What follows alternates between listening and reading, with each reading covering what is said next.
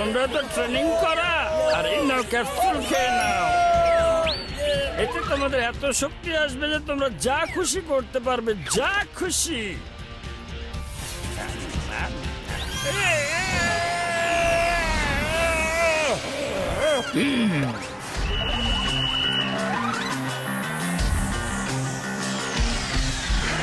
শুনুন, এই খেলায় কোনো নিয়ম নেই, যেমন খেলতে ইচ্ছে করে তেমন করেই খেলুন। একদম ফ্রি ভলিবল ম্যাচ।